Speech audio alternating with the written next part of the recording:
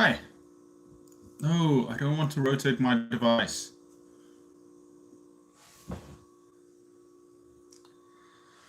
Okay, sorry guys, give me a second. It's so weird. Okay, yeah, fine, I'll do it this way, YouTube. In the past I could do it this way, but it keeps on telling me to rotate my device. So I'll just have to do it like this.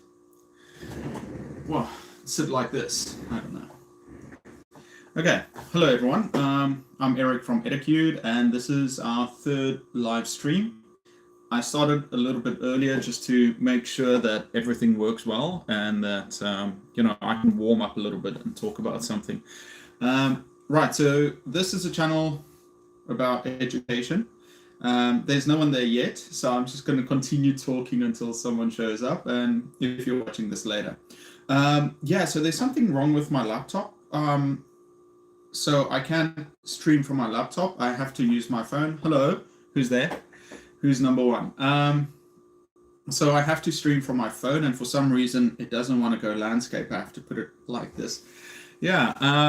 So I'm going to stream like this for today, but next week it's Black Friday, and I'll probably buy a new PC or order it, and then 2 weeks later I'll get a new laptop. I know I need one. My old laptop is a couple of years old, so I need to get rid of it. Okay, anyway, so usually I start off this live stream and I just chat a little bit just about things that happen, and so it made me think about yesterday I was talking to my dad. See, this is really high. I was chatting to my dad, and he said, Eric, these live streams of yours, they're good. They've got good information, but you tend to repeat yourself all the time. You need to stick to a structure.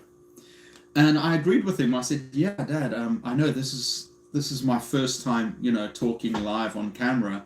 So I need to get used to it. It's only, my third one now. And he said, yeah, he understands. But sometimes I shouldn't repeat myself that much. And I'm like, yeah, Dad, I understand. So a couple of minutes go on, and he says again, Eric, everything's going well, but you need to stop repeating yourself. And I'm like, now I know where I get this from. So yeah, guys, I'm going to work on the structure of these live streams. So about the content I'm making, I really enjoy these live streams every week, because then I can take any topic and I can talk a little bit about it. It's difficult for me because as people come up, I want to say hello and I want to talk to them. So sometimes there are breaks in between, and I need to sort that out. And then every week, Wednesday, I want to make a proper video about teaching, something that I can put out and that I have to edit.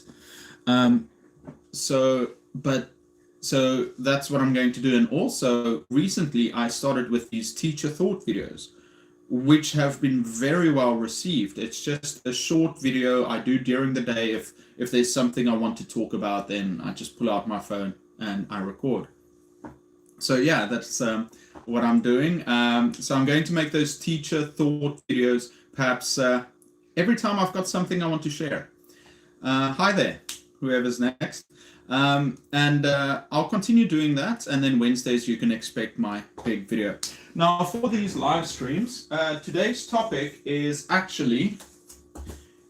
body language. We're going to talk about body language, and we're going to talk about voice, all about how to do a proper presentation. So we're going to look at all these different things. It looks different. I need to find a way to, now I see that it's actually mirrored. I need to find a way to properly do that so that it looks right. But anyway, so today I'll start, and then this one we'll talk about why people get afraid of speaking in public. We're going to talk about the structure of a presentation, body language, eyes, posture and gestures. We're going to talk about voice control. And then I'm going to give you a super special, awesome tip. And finally, we'll go and talk about, the end, I'll ask you about the time and some more ideas. Okay, now before I start, let's see, who's there? I'm trying to still figure out my phone. because I have to use my phone because my laptop isn't doing too well. Yeah, so something funny happened today. I was online and I saw this funny image, and and in the image it said something about it said vibe check, and I thought, okay, well, what is a vibe check? So I go into the comments. Hi, Juvia. First time saying hello. How are you today? So yeah, I saw this word called vibe check, and I wondered what vibe check is, and I went into the comments, and somebody else said, "I feel really old, but what is a vibe check?" And then one of the younger kids basically explained, a vibe check is checking in on someone to see. Let's say you go into a new group and you're like, "Yo, everyone, vibe check."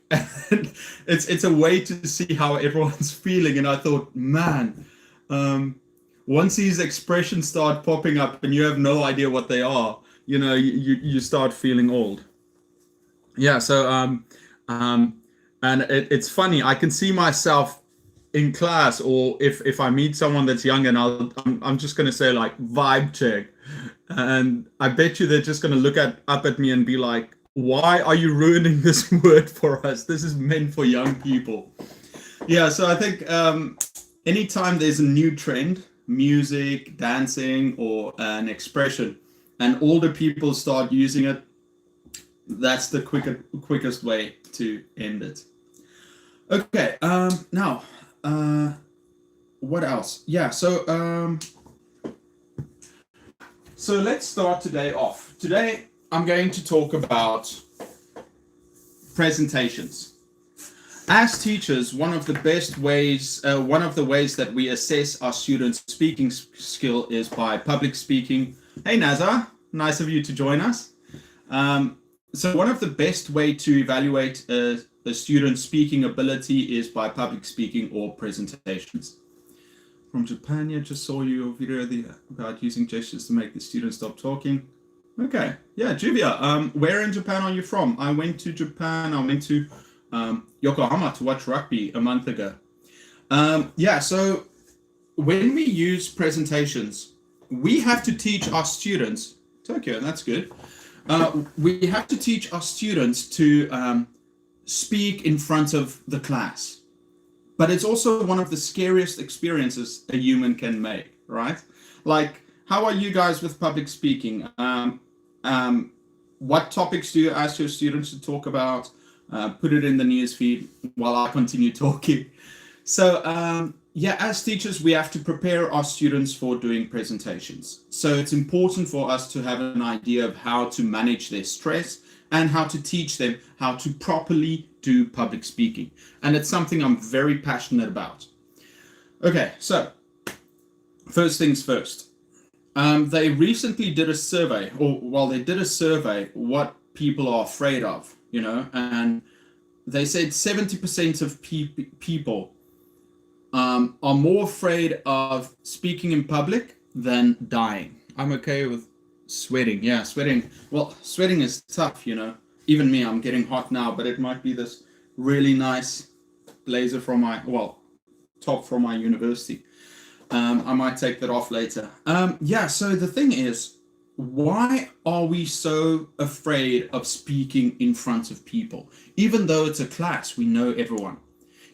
Most beginner teachers, once they start teaching, they're so afraid of the class, about making mistakes. So here's my belief. It's all about, let's say thousands and thousands of years ago when people were living in tribes. You're in the tribe, but if you did something bad or you did something the tribe didn't like and they kicked you out, that would mean death. If you are out alone, you need to be part of that tribe. So if everybody looks at you and says, well, this is a bad person, we don't want them in the tribe, and they push you out, that meant death.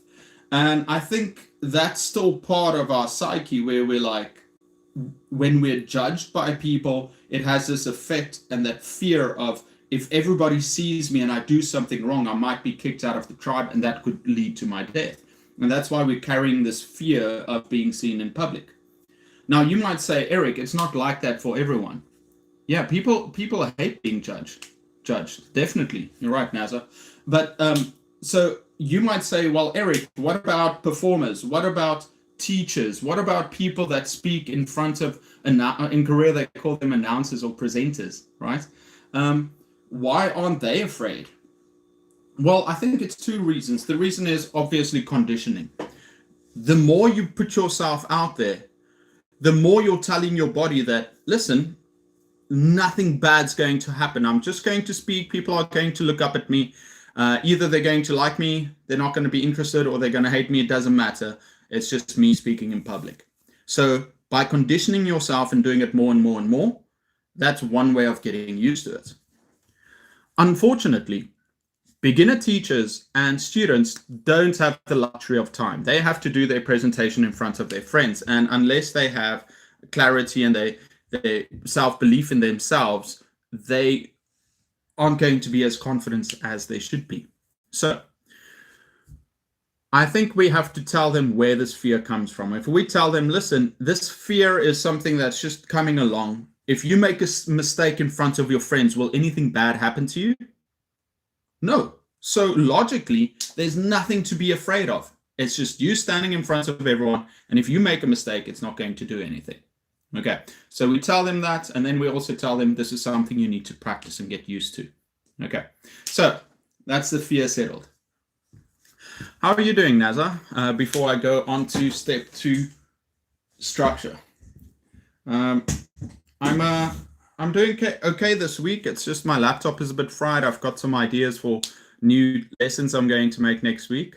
How about you, Juvia? So what level do you teach? Nazar, what level do you teach?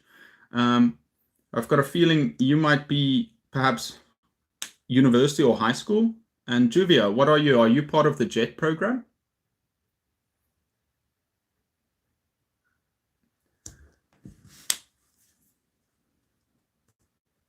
Whenever I get excited, yeah.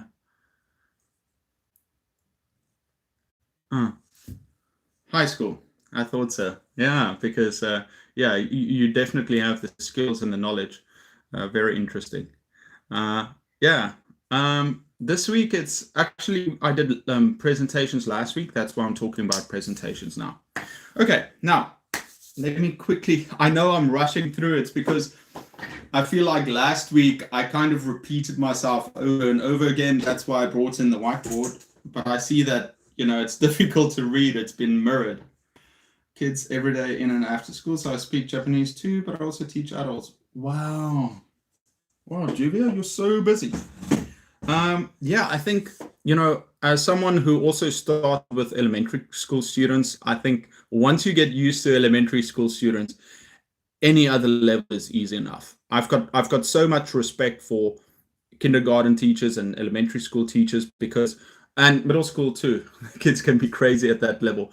But then when you get to high school, it's an adult. It's a different type of teaching that happens. You know, it's less about classroom management and more about getting the best out of your students.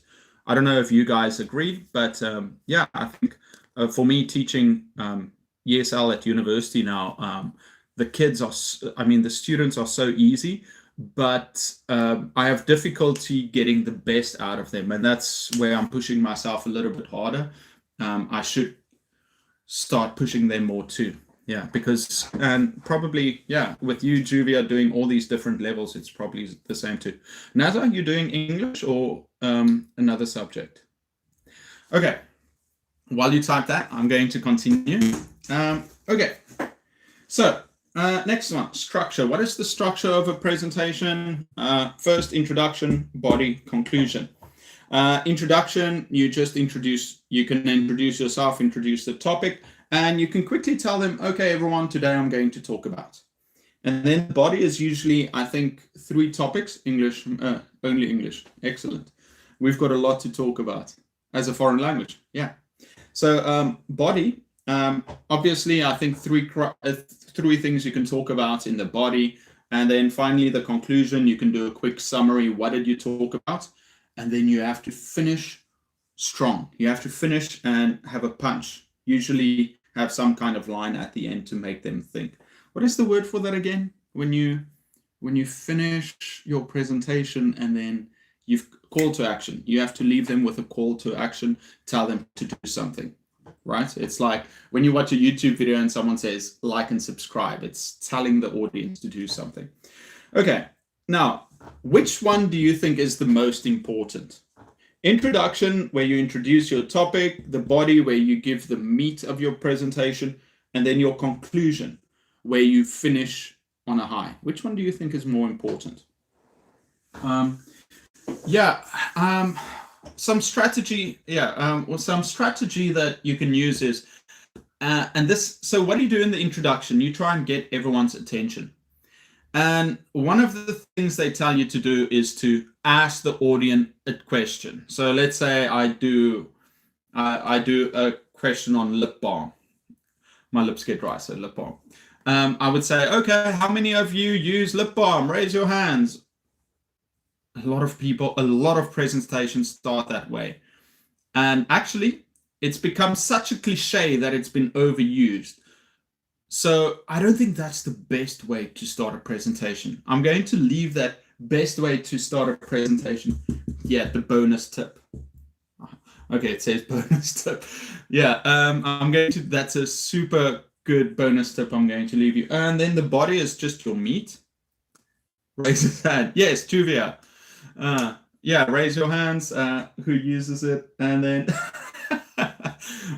so good.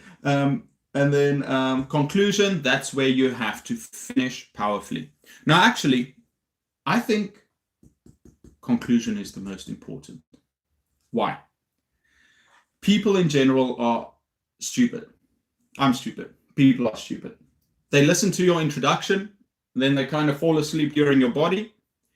Where you have to finish, the part that they remember is the conclusion. So you have to finish in a powerful, emotionally charged way where they think, oh, listen, this person is talking about something really important.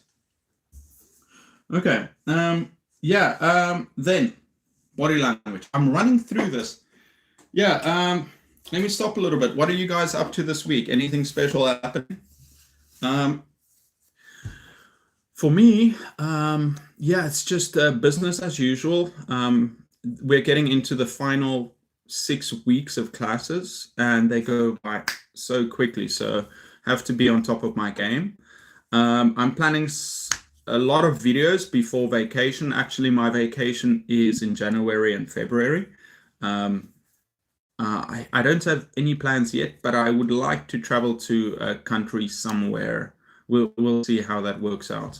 How about you guys? When's your vacation? Do you have anything special planned?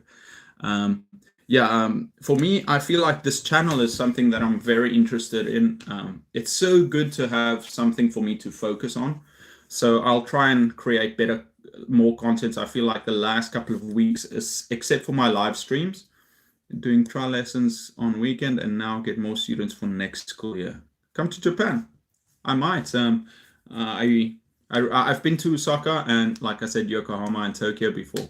Do you ski or snowboard? Because obviously I'm from South Africa. I never skied or snowboarded before, but when I came to Korea, I started snowboarding.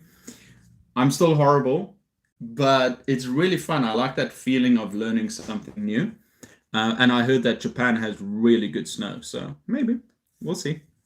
Okay, let's continue. Body language, eyes.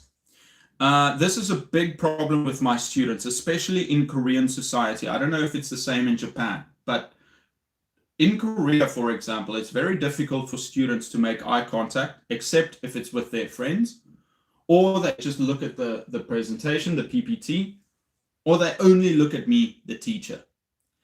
Now, what do I tell my students? And this is something you can use as a teacher too. Make eye contact with someone for a few seconds.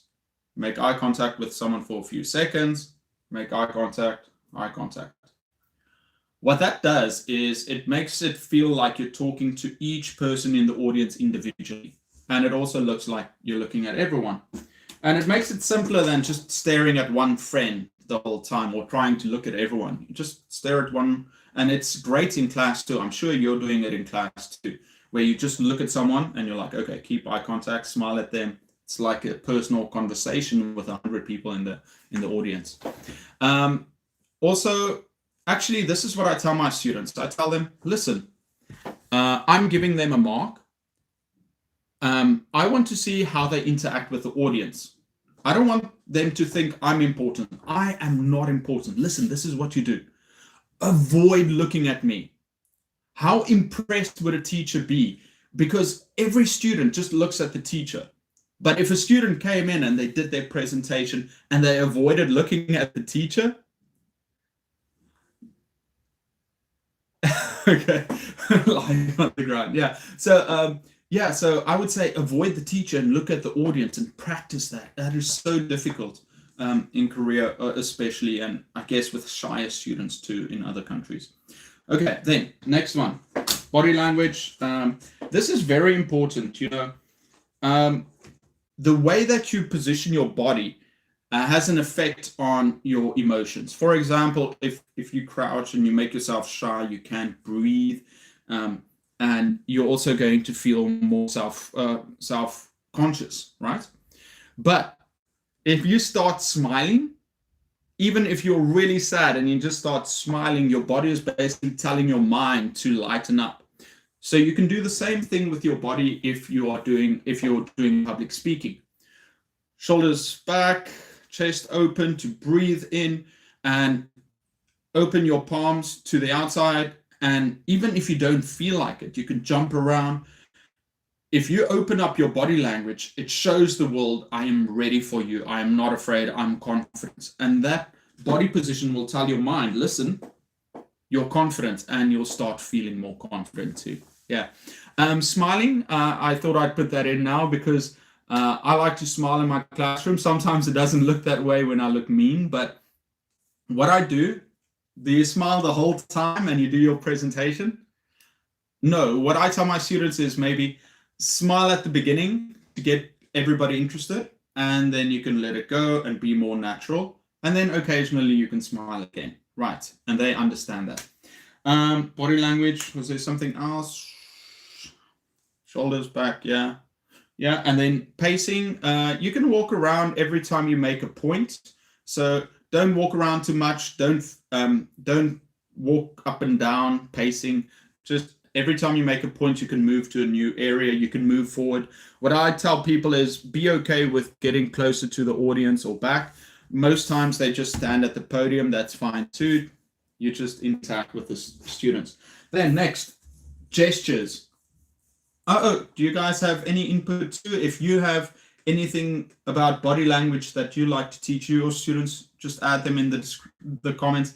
It's so nice that you two are here to talk to. Otherwise, it would have been like talking into the mirror. So yeah, guys, Naza, Juvia, thank you so much for joining. I hope when people watch this, rewatch this, they'll think, wow, those two are the best. Okay, gestures. I see I've already been on for almost 30 minutes. I'll quickly finish with these two.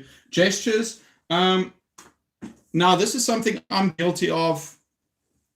Well, not pointing like that, but I over-gesticulate. I move my hands too much. Although it is good to point, I like to point like this. You shouldn't do it too much, and avoid touching yourself or your hair. Like you'll see me sometimes like adjust my hair or something. That can be seen as being nervous. So I would tell the students, perhaps if they are fidgety, hold on to a pencil or something. A lot of people stand like this and they just talk like this. This is also a sign of nervousness. So if you had a pencil or something, or just what I do is I have these beats that I do with my hands while I'm talking. It gives me a rhythm. So maybe I can do that less. And it's good to be self-reflective like I'm doing now. How about you? If you could improve your speaking, like your teaching or your general body language, is there something you could do better? Okay, then. Let me just take a sip here. Next, we will do voice. That's an easy one, voice. Okay, with voice. If they can't hear you, Doesn't matter what your message is, it doesn't matter. So you've got to speak up. You've got to speak loud. Maybe maintaining volume of your voice. Yeah, I think that really helps. I think when I first started teaching, you kind of force yourself to speak louder, but it should come from, if it comes from the stomach and it comes up, it's easier to say it than if you're trying to force it and speak loudly. It'll come over time. So you have to be loud, because if somebody can't hear you, it doesn't matter. Your message, whatever your message is, you could be Martin Luther King, and you could have that "I have a dream" speech. Nobody hears it. It's not important. Oh, by the way, interesting fact. Do you know how long the Gettysburg Address was? I'm thinking of famous speeches now. The Gettysburg Address in America, one of the best speeches in the world. It's world famous, by Abraham Lincoln. You know how long it was? 2 minutes. And it's got some of the most important, it was one of the greatest speeches of all time. Only 2 minutes. Do you know that the guy before him, you know how long the guy before the Gettysburg Address, how long he spoke? For an hour. Which one do we remember? The guy that spoke for an hour before the Gettysburg Address, or the 2 minutes following it? So you can tell your students that length doesn't matter. There's a joke in there somewhere. Shh. But, they can keep it short, but it doesn't have to be too long. Now, voice. Oh yeah, by the way, guys, it gives free food. Guys who gives free food. What's that one? Like people sharing, like a church. Okay, so voice. You can speak loudly, but you can speak lower. You can speak faster. You can bring it up. You can bring it down. You should modulate your voice to keep it interesting. It's like a story. A story has an ebb and flow to it. Okay, now. Guys with free food, is that like a charity? Like sometimes when they give food to homeless people? I feel like I'm gonna get it soon. Okay, now bonus tip. This is magic. Now, before I told you that the most important thing of an introduction is getting the attention of the audience. And the thing is that how do we get the attention of the audience? Most people ask questions, or they quote someone, or they give some statistics. They do all these different things to get attention and then get started with their presentation. But can I tell you the number one thing you can do in your class or in a presentation, in some kind of public speaking? What is the best thing you can do to get attention?